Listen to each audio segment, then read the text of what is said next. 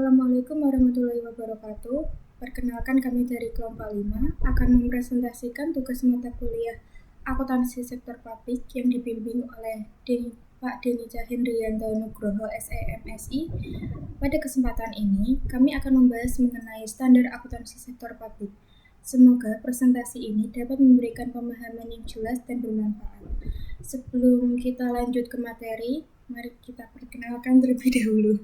Perkenalkan, nama saya Livia Aprilia Nursalima dengan NIM 202412075. Dan rekan saya Nadia Safira dengan NIM 202412051. Materi yang pertama yaitu pengertian standar akuntansi sektor publik. Standar akuntansi sektor publik atau ASP adalah pedoman atau aturan yang digunakan dalam penyusunan laporan keuangan entitas publik agar informasi disajikan relevan, adil, dan dapat dibandingkan. Tujuan dari standar akuntansi sektor publik ini sendiri, yang pertama itu menyediakan dasar pencatatan dan pelaporan keuangan yang seragam. Yang kedua, meningkatkan transparansi dan akuntabilitas pengelolaan keuangan negara atau daerah. Yang terakhir, memudahkan proses audit dan pengawasan publik. Materi selanjutnya yaitu ruang lingkup akuntansi sektor publik. Yang pertama ada pemerintah pusat dan daerah. ASP digunakan oleh instansi pemerintah pusat atau kementerian atau lembaga serta pemerintah daerah provinsi, kota, maupun kabupaten dalam mengelola keuangan negara. Contohnya penyusunan dan pelaporan APBN atau APBD, laporan realisasi anggaran, serta laporan operasional pemerintah. Yang kedua, lembaga negara dan non-kementerian, termasuk BPK, KPU, BI, OJK, dan lembaga independen lainnya yang memperoleh dan menggunakan dana publik. Mereka wajib menyusun laporan keuangan sesuai standar ASP untuk mempertanggungjawabkan penggunaan dana publik. Yang ketiga, Badan Layanan Umum atau BLU atau Badan Layanan Umum Daerah BLUD. BLU dan BLUD adalah instansi pemerintah yang diberikan fleksibilitas pengelolaan keuangan untuk meningkatkan layanan kepada masyarakat. Yaitu ASP diterapkan dengan basis aktual agar laporan lebih transparan dan menggambarkan kondisi keuangan yang sebenarnya. Yang keempat, organisasi non-profit publik seperti yayasan sosial, rumah sakit daerah, universitas negeri, atau lembaga pendidikan publik.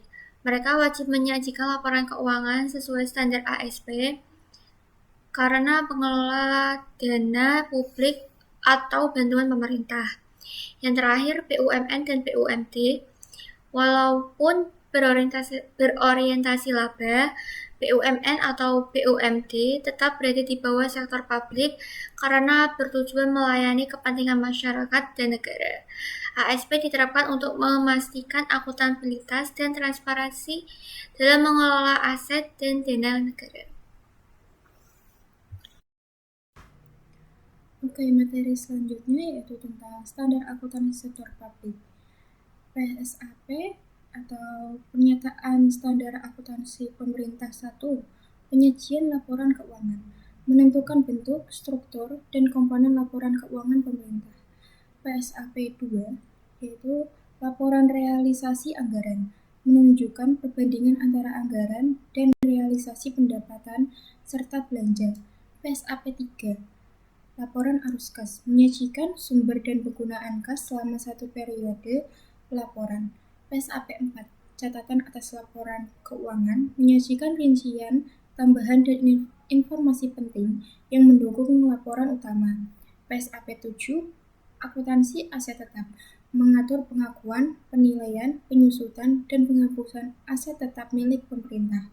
PSAP 12, laporan operasional, menyajikan hasil kegiatan operasional pemerintah berbasis akrual untuk menilai efisiensi dan efektivitas kinerja.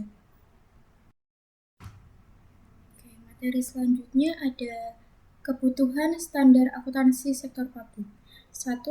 Transparansi. Standar akuntansi sektor publik membuat laporan keuangan pemerintah terbuka dan mudah dipahami oleh masyarakat Semua orang bisa tahu uang negara digunakan untuk apa saja dan hasilnya bagaimana. 2. Akuntabilitas. Akuntansi sektor publik membantu setiap lembaga pemerintah bertanggung jawab atas pengelolaan keuangannya. Dengan standar yang jelas, tidak ada alasan untuk menyembunyikan kesalahan atau penyimpangan. Yang ketiga yaitu menciptakan konsistensi dan komparabilitas. Semua instansi publik melaporkan keuangannya dengan cara yang sama. Jadi, laporan antar instansi bisa dibandingkan dan dievaluasi dengan adil. Yang keempat yaitu sebagai dasar pengambilan keputusan. Data keuangan yang dihasilkan dari akuntansi sektor publik bisa digunakan untuk menyusun kebijakan publik yang tepat. Contohnya, menentukan anggaran pendidikan, kesehatan, dan infrastruktur secara lebih efektif.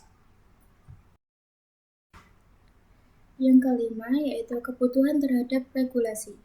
Akuntansi sektor publik juga membantu pemerintah memenuhi aturan hukum dan mewujudkan tata kelola pemerintahan yang baik. Demikian presentasi yang dapat kami sampaikan terkait standar akuntansi sektor publik. Jika ada pertanyaan, bisa ditulis di kolom komentar. Kami mengucapkan terima kasih atas perhatian Bapak Denica Hendrianto Nugroho SEMSI selaku dosen pengampu. Kami mengucapkan mohon maaf apabila terdapat kekurangan dalam penyampaian materi. Wassalamualaikum warahmatullahi wabarakatuh.